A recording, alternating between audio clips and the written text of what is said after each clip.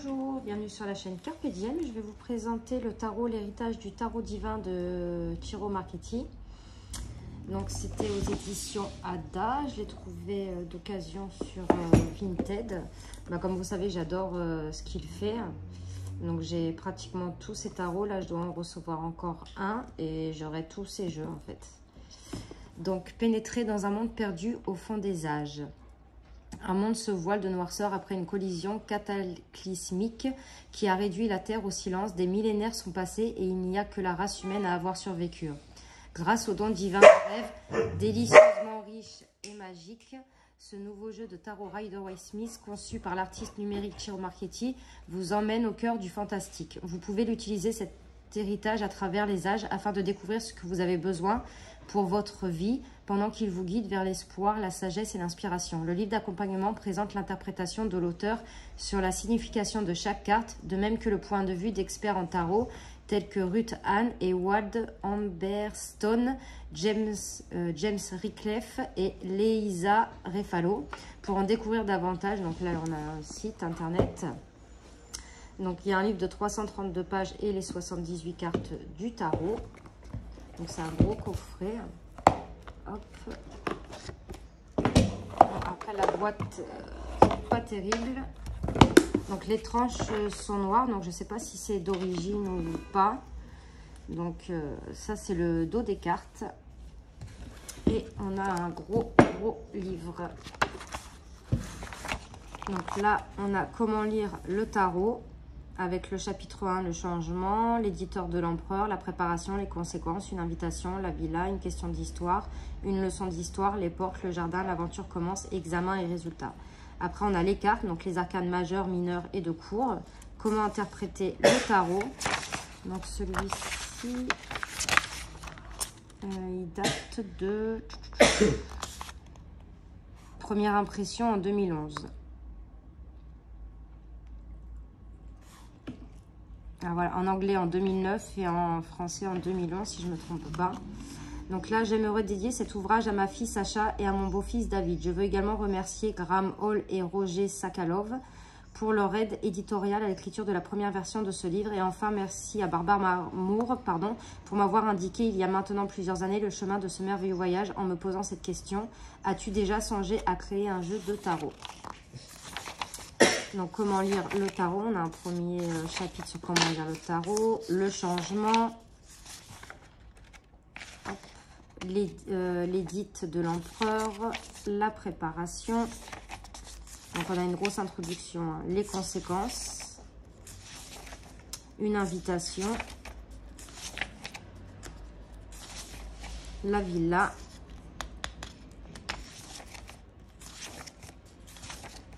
Une question d'histoire, une leçon d'histoire, les portes, donc je le lirai avant de m'en servir, le jardin, l'aventure commence. Donc en fait il explique tout le processus certainement de comment il a créé le jeu, parce que là il y a marqué de temps en temps vérifier par précaution, mais comme Lucas l'avait prédit, ce n'est que le 3e jour que l'éclat de la 7e lentille, enfin bref. C'est un gros examen et résultat. Et enfin on a les cartes. Hop. Donc un chapitre sur les cartes. Donc en expliquant certainement les collaborateurs du jeu, donc Ciro Marchetti, Ruth Ann et Wald Amberstone, James Rickleffe, Leisa Refalo. Et là on a donc les arcanes majeurs. Donc là c'est Ciro Marchetti. Donc ça je trouve pas mal. En moins on a plusieurs auteurs la façon de voir les cartes. Donc là c'est Ciro Marchetti. Là c'est alors que je ne me trompe pas. Là, c'est Ruth Ann. Attendez. Ruth Ann et Wald Amberstone. Là, c'est James Rickleffe. Et là, Leisa Refalo. Donc, avec chacun. Donc, pour Leila, il y a des mots-clés, les mots-clés inversés, la description, la signification. l'affection élémentale, l'affection planétaire, le don, le conseil. Là, on a un tout petit chapitre pour Ruth Anne. Et là, on a l'explication normale. Donc, c'est comme ça pour toutes les cartes majeures et je crois aussi pour les mineurs. Donc là, on a l'as de bâton et voilà, c'est ça. En fait, là, pareil, on a aussi chaque auteur en plus petit, mais chaque auteur, donc je trouve ça super. Et en fait, les personnages de cours, par contre, ils sont à la fin. En fait, ils ont fait les arcanes majeures, les mineurs et après les personnages de cours. Donc pareil, avec tous les auteurs qui donnent leur avis. Hop, donc les deniers. Et là, comment interpréter le tarot. On a un chapitre comment interpréter le tarot. La lecture. Donc là, on redit la question, la séquence, le tirage des cartes, l'interprétation. Donc la question à poser, le tirage, tirer les cartes, l'interprétation. Carte 1, le 10 de bâton, l'oppression. Donc là, on a un exemple certainement de tirage. Dernière recommandation, pardon. Exercice. Donc ça, c'est bien. Après, on a le tirage. Donc c'est un tirage à 3 cartes. On a le tirage des valets, le tirage des chevaliers, le tirage des reines, le tirage des rois. Donc il y a pas mal de tirages et l'attribution des cartes. Donc là, on a, alors c'est bien ce qui a marqué la série des bâtons et l'élément feu, genre masculin actif, alchimie, chaud sec, l'atout, le jugement, rang à la cour, le chevalier, sens, la vue, le mot-clé, passion, énergie. Là, on a le numéro de la carte, donc avec la numérologie. On a les planètes, les signes du zodiaque.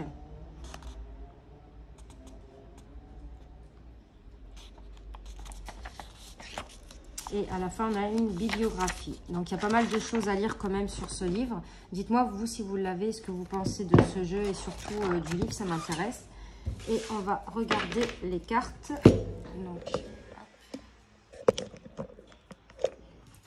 Donc, comme je vous ai montré tout à l'heure, le dos est comme ceci. Les tranches sont noires, donc je ne sais pas, dites-moi en commentaire si c'est d'origine ou si elles étaient normales, les tranches. Donc là, on a le fou. Ah ouais, la qualité des cartes est bonne. Le magicien. La grande prêtresse. L'impératrice, magnifique. L'empereur. La foi. Donc là, on retrouve différentes religions. J'aime beaucoup. Les amoureux. Le chariot. La force. L'ermite. Elle est belle. La roue. Désolée. Piper. Non. La justice. Le pendu. La mort. J'aime bien aussi. La tempérance. Le diable. La tour. L'étoile. La lune.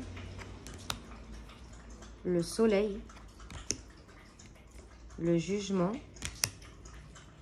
Le monde. Donc là, on va passer à la série des bâtons. Donc l'as de bâton. Le 2. Le 3. Donc il suit les riders. Hein. Le 4. Le 5. Le 6. Le 7. Le 8. Le 9 et le 10. Après, on a le valet, le chevalier. Donc, les chevaliers, on verra toujours comme une armure, mais on ne verra pas de visage. La reine et le roi. Dans la série des coupes, donc l'as de coupe, le 2, le 3, le 4, elle est belle celle-ci. Hop, le 5. Celle-ci, non. Le 7, le 6, pardon. Le 7. Le 8. Le 9. Le 10. J'adore celle-là. Le valet. Le chevalier. la reine et le roi. On va passer à la série des épées.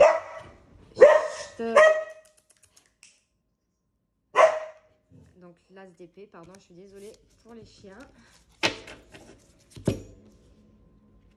Le 2. Le 3. Alors j'aime beaucoup la représentation du 3 d'épée. Parce qu'on a tout le temps un cœur avec les épées qui les transpercent. Mais là je la trouve super belle. Le 4. J'aime beaucoup celle-ci aussi. Le 5. Le 6. Le 7. Le 8.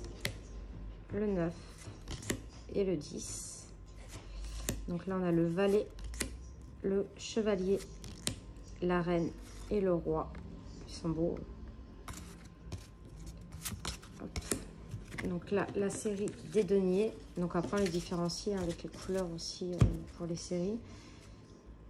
Donc l'as, le 2, le 3, le 4, le 5, le 6, le 7, le 8, le 9, elle est belle, le 10, le valet, le chevalier, la reine et le roi.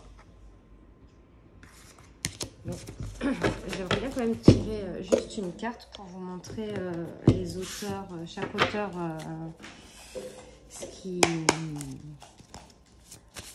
comment ils perçoivent la carte. Ah bah, il y en a une qui est tombée, ça sera le 9 de denier. Alors, les mineurs.